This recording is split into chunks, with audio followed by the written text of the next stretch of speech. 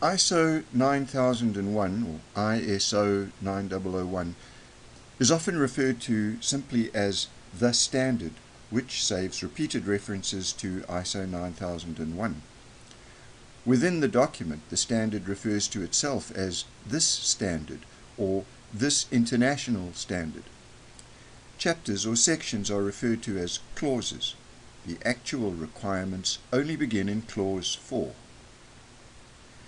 Clause 0 is an introduction that briefly describes the process approach adopted by the standard. It takes customer requirements as input and delivers product or services as output for customer satisfaction. There is also an encouragement to use the PDCA or Plan, Do, Check, Act methodology for continual quality improvement. Clause 1 covers scope and exclusions. Clauses 2 and 3 cover terminology.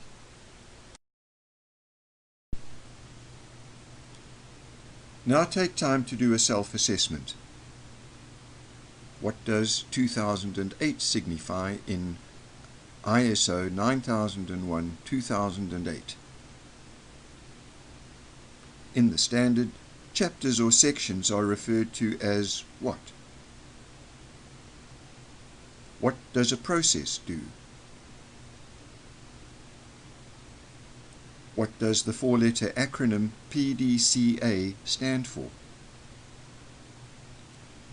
In the context of this standard, what is the PDCA methodology to be used for?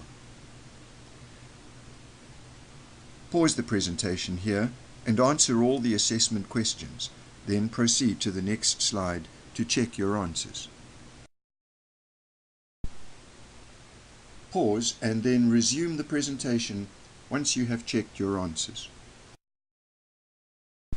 Clause 4 deals with the requirement for there to be a quality management system, or QMS as it is commonly referred to. 4.1 requires that the QMS be documented and implemented in the form of a system of integrated processes, which shall be continually monitored for opportunities to be improved. These processes shall cover all essential organizational functions such as management activities, product or service realization, and the provision of necessary resources to that end. 4.2 deals with documentation requirements. Specifically required are a quality policy, quality objectives, the quality manual describing or referencing documented procedures, and records which provide evidence of conformity to QMS and other requirements, and to demonstrate the effective operation of the procedures making up the QMS. Take time to do a self-assessment. What does the acronym QMS stand for? A QMS is a what of integrated processes. QMS documentation includes quality what, and a quality what. What documentation provides evidence of conformity to QMS and other requirements? Pause the presentation here and answer all the assessment questions. Then proceed to the next slide to check your answers. Pause and then resume the presentation once you have checked your answers. Clause 5 deals with the roles and responsibilities of the organization's most senior level of management. It is not enough for management to be committed to implementing the QMS. 5.1 states that they have to provide evidence of management's commitment to develop, implement, and continually improve the effectiveness of the QMS. 5.2 places early on in the standard the need for there to be a focus on customers with a view to continually improving customer satisfaction. Take time to do a self-assessment. Which level of management is covered by Clause 5? Management shall provide evidence of commitment to continually what? The what of the QMS? What is the purpose of putting focus on customers and their requirements? Pause the presentation here and answer all the assessment questions. Then proceed to the next slide to check your answers. Pause and then resume the presentation once you have checked your answers. 5.3 lays out what the quality policy needs to cover in order to be an effective framework for the development of quality objectives for the organization. Quality objectives are then covered in 5.4 under planning. 5.5 requires there to be clear assignment of roles, responsibilities, and clarity of authority. In particular, there needs to be someone assigned the role of management representative, commonly referred to as the MR. In addition to his or her normal duties and responsibilities, the MR has to see to it that the QMS is implemented effectively and keep top management apprised of its status and any need for improvement. This would be done formally at the management review, which is described under 5.6.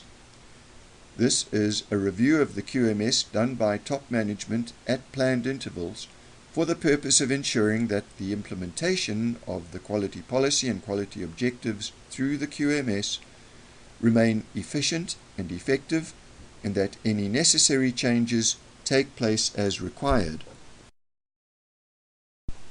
Take time to do a self-assessment. The quality policy needs to be an effective framework for the development of what? MR is an acronym for what role? The MR does not have to be dedicated exclusively to this role. True or false? The MR reports on the state of the QMS to top management in which forum? Pause the presentation here and answer all the assessment questions. Then proceed to the next slide to check your answers. Pause and then resume the presentation once you have checked your answers. Clause 6 is all about the management of resources. 6.1 is a general statement of why you need resources in relation to a quality management system and enhanced customer satisfaction. QMS requirements for human resources are laid out in 6.2, which describes the organization's responsibility for ensuring competence and training where necessary, and ensuring that staff are aware of the relevance and importance of their activities in the bigger picture of the organization's quality objectives.